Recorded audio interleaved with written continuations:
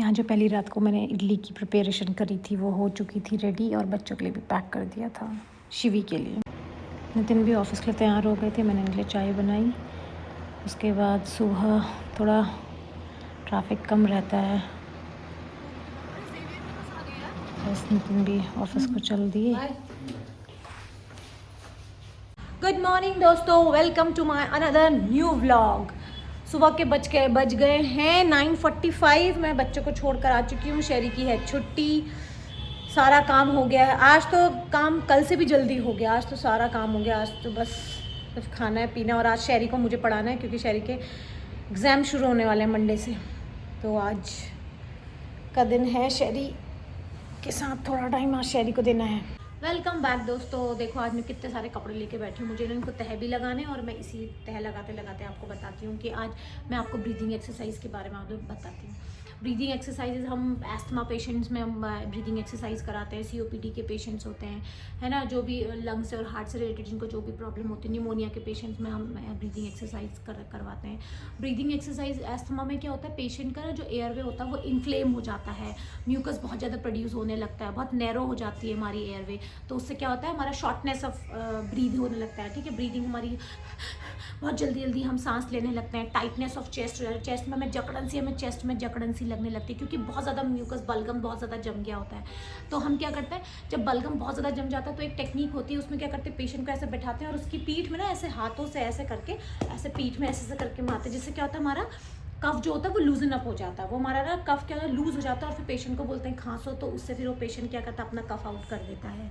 ऐसे कर सकते हैं। ब्रीदिंग एक्सरसाइज नॉर्मली आप ब्रीदिंग एक्सरसाइज कर सकते हैं। नाक से इनहेल करना है, माउथ से हमें एक्सेल करना है।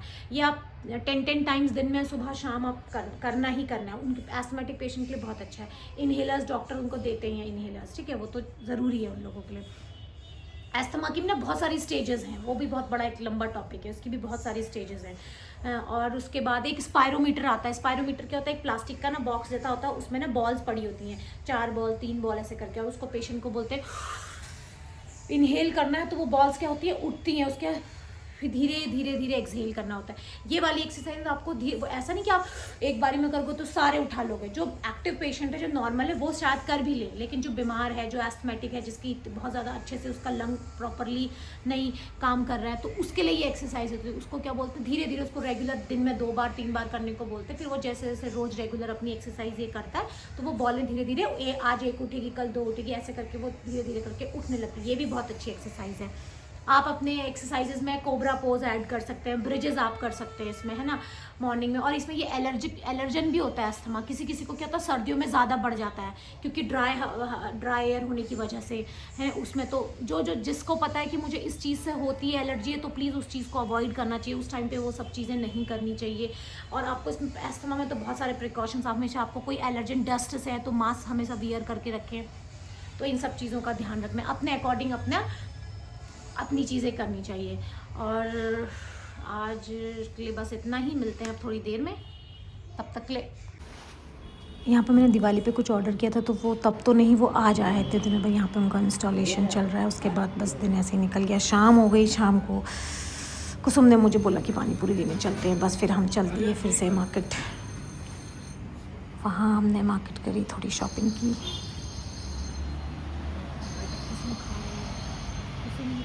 एंजॉय कर रही है।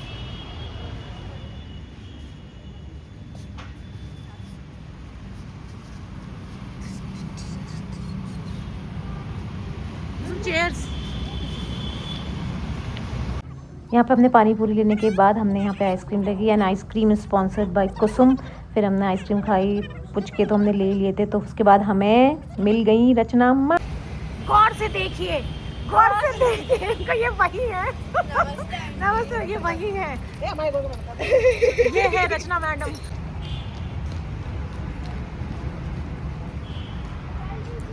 बहुत टाइम हो गया, अल्पाइन नहीं गए ना कुछ खाने वाने, अब हम जाते हैं आजकल।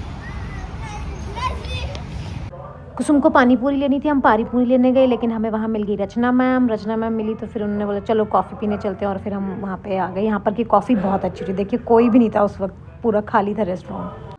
अक्षय भैया के घर में क्या हुआ था? अक्षय भैया का घर हो गया। क्या? देखो हम बुलाने आए थे,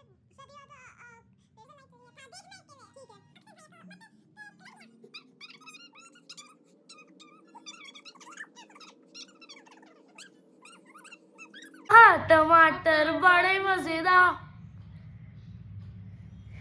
झूठ बोलता है, खट्टा है। शाम को सोने से पहले इन दोनों ने मेरे किचन से आने से पहले इन लोगों ने क्या करा, एक प्लेट पे नींबू और टमाटर पता नहीं कहाँ से कुछ गेम देख लिया और डाइस फेंक के जिसमें 2 आया वो नींबू खाएगा, जिसमें 4 आएगा वो टमाटो खाएगा, ऐसे करके गेम कर रहे थे। और देखो शिवी का आ गया 2 तो उसे नींबू खाना पड़ा। उसके अगला डाइस शेरी ने फेंका तो उसका भी नींबू खाने का आ गया। फिर मैंने भी एक चांस खेली लेकिन मेरे इसमें टमाटो आया, वो मैंने आपको इसमें दिखाया नहीं है।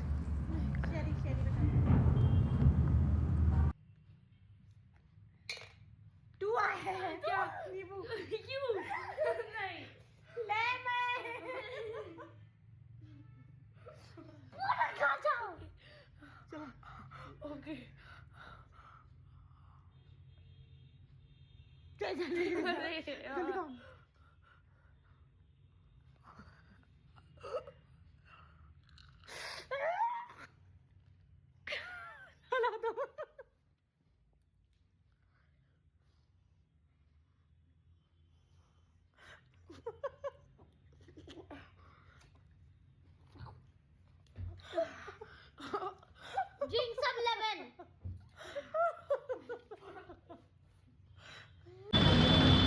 आपको ट्रैफिक का नज़ारा तो सुंदर दिखता है।